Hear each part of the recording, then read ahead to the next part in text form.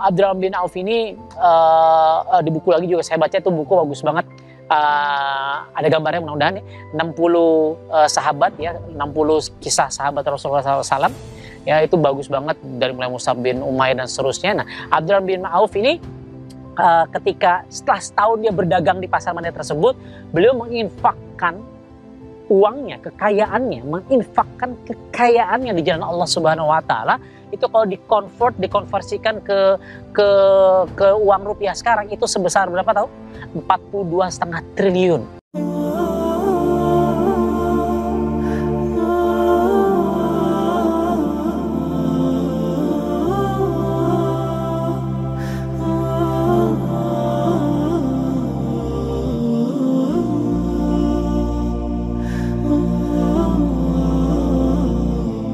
Masya Allah, can you imagine 42,5 triliun ya, itu kan Masya Allah.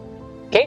Dan bahkan ketika datang hadir perang Tabuk ya, ketika perang Tabuk Rasulullah SAW, oke, kita butuh dana, kita butuh senjata, kita butuh pasokan perang, oke, siapa yang mau berinfak ya, wakaf di jalan Allah Subhanahu wa taala. Oke, dan menariknya sang Abdurrahman bin Auf ini, beliau mempelopori dengan menyumbang 200 ukiah emas ya, dan satu ukiah itu setara dengan 50 dinar.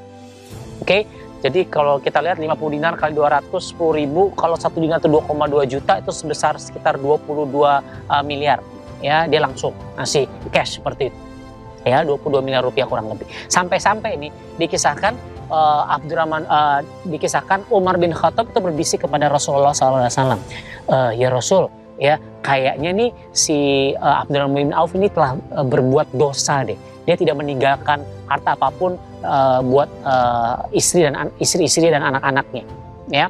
Dan ketika itu Rasulullah bertanya kepada Abdurrahman bin Auf, ya Abdurrahman bin Auf, apakah kamu meninggalkan uang untuk istrimu? Ya, kata Abdurrahman bin Auf, ya. Yes, na'am. Oke, mereka saya tinggali lebih banyak dan lebih baik dari yang saya sumbangkan. Kebayang. Jadi jawabnya Masya Allah, mereka saya tinggalkan sesuatu yang lebih banyak dari apa yang saya sumbangkan. Ya, saya infakkan.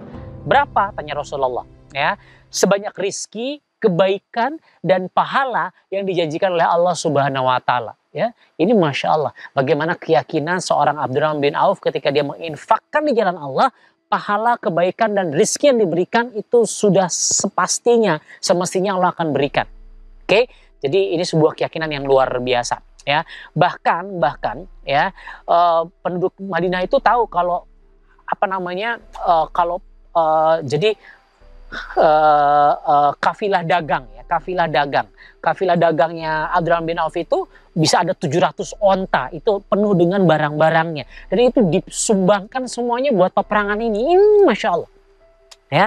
Bahkan Abdurrahman telah menyumbangkan antara lain 40.000 dirham, yang 40.000 dinar, 200 ukiah emas, 500 kuda dan 1.500 unta ya, untuk peperangan ini. Ini angka yang fantastis, yang Masya Allah ya. Jadi susah miskin nih ya. Bahkan dalam sebuah kisah dikatakan ketika dia ingin memiskinkan dirinya, sampai ini uang kan masih banyak nih Abdurrahman bin Auf, pokoknya semua kurma-kurma yang basi gitu ya, kurma-kurma yang basi yang tadinya nggak laku dari semua peternak yang berkebun kurma gitu ya, yang mereka bertani kurma seperti itu dibeli, karena tadinya nggak ada yang mau beli, dibeli kurma-kurma basi ini. Oke, kurma yang mungkin terlalu matang, terlalu basi, dibeli dengan harga yang kalau nggak salah lebih mahal lah, 2 kali lipat, katakan seperti itu ya, supaya uangnya tersebar lagi seperti itu ya. Dibelilah semua sama dia. Dilalah qadarullah, skenario Allah ngirim tuh ada seorang raja dari Yaman kalau nggak salah ya, tolong dikoreksi kalau saya salah, koreksinya di menit ya, kalau nonton di menit ke 10.230 ya, Anda dapatkan informasi yang Anda bisa kasih feedback ke saya, itu sangat-sangat saya senang ya. Silakan Anda kasih feedback supaya saya juga bisa belajar. Di YouTube Anda tulis menitnya ya. Nah, jadi ketika itu ada raja dari Yaman, dia sakit, dan sakitnya menurut tabib di Yaman hanya bisa disembuhkan oleh kurma basi. Pendek cerita, dia nyari, akhirnya informasinya dapat, akhirnya bahkan si kurma-kurma basi ini dibeli sampai 3 kali lipat harganya oleh raja di Yaman. Jadi kalau udah kaya, susah kayanya. Ya, nanti kita bahas hikmah-hikmahnya. Bahkan yang menarik pernyataan dari seluruh penduduk Madinah, pernyataan dari orang-orang yang di Madinah. Pernyataan seperti ini, seluruh penduduk Madinah berserikat dengan Abdurrahman bin Auf pada hartanya.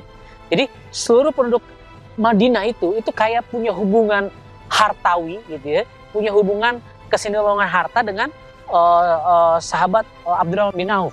Kenapa? Karena ternyata sepertiga dari harta seorang Abdurrahman bin Auf itu yang pertama adalah ya dipinjamkan ke penduduk di Madinah, sepertiga hartanya ya dipinjamkan. Yang kedua, sepertiga keduanya itu dipiutangkan, itu jadi hutang ya buat penduduk Madinah. Dan yang ketiga itu sepertiga hartanya itu dibagi-bagikan ke penduduk Madinah. Kebayang nggak? Dipinjamkan terus dipinjamkan, dibagikan dan dihutangkan ya, membayar hutang-hutang mereka, dipinjamkan, sepertiga sisanya dibagikan kepada mereka. Ya, kebayang hartanya berapa selagi masih hidup. Bahkan ketika sahabat Abdurrahman bin Auf ini yang Masya Allah dijamin surga ini, ya ketika beliau meninggal di usia 72 tahun, ya ini menariknya. Ketika beliau meninggal, ya syahid insya Allah, beliau masih juga meninggalkan harta yang sangat banyak. Ya, terdiri dari 1000 ekor unta, 100 ekor kuda, 3000 ekor kambing, dan masing-masing istri mendapatkan warisan 80.000 dinar. Kebayang. Ya, saya coba ulangi ya, saya menyontek ya. Jadi ketika beliau meninggal, ketika dia mewarisi harta-hartanya, apa yang diwariskan? 1000 ekor unta, 100 ekor kuda, 3000 ekor kambing, dan masing-masing istrinya mendapatkan warisan 80.000 dinar. Artinya kekayaan yang ditinggalkan Abdurrahman bin Auf saat itu berjumlah 2.560.000 dinar kurang lebih. Saya coba hitung-hitung, kalau 1 dinar 2,2 juta hari ini itu sekitar 5,6 triliun. Ya, itu yang dibagi-bagi ini udah sabrak-abrak triliunan, sisanya itu masih triliunan lagi. Yuk kebayang nggak? Ya, itulah kenapa surga di tangannya insya Allah. Ya, beliau ya ngajinya udah Masya Allah, sholatnya udah Masya Allah pasti, sholat malamnya luar biasa.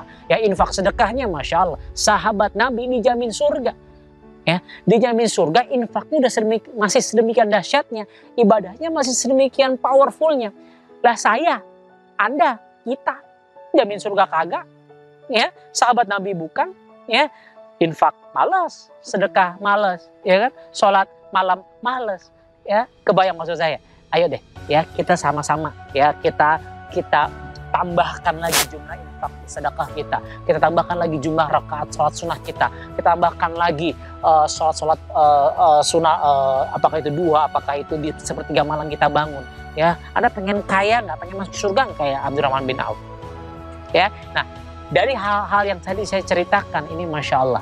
Ya, kalau kita lihat, kenapa seorang Abdurrahman bin Auf itu bisa dibilang susah miskin, mustahil miskin? Ya, karena yang pertama keberkahan sudah menyelimuti dirinya, keberkahan dari Allah Subhanahu Wa Taala, karena ridho Allah terhadap seorang Abdurrahman bin Auf itu menjadikan beliau dijamin kaya, mustahil miskin. Karena yang pertama niatnya, saya yakin niat dari seorang Abdurrahman bin Auf adalah lillahi ta'ala. Niat yang jadi seorang saudagar, niatnya dari seorang menjadi seorang yang kaya, konglomerat di zamannya, bukan karena untuk ngumpulin harta buat kekayaan sendiri, ya secukupnya, tapi sisanya dihabiskan di jalan Allah Subhanahu Wa Taala. Niatnya buat Allah. Kalau udah begini, Allah udah pasti insya Allah cinta kepada orang-orang yang berniat seperti ini. So pastikan kalau Anda memang pengen jadi seorang miliarder, Anda pengen seorang triliuner, belajar dari seorang Abdurrahman bin Auf, ini kita harus meniatkan yang benar, ya. Ini harus menolong agama Allah, ya. Kita menolong agama untuk menegakkan din ini di jalan Allah untuk menuju surganya.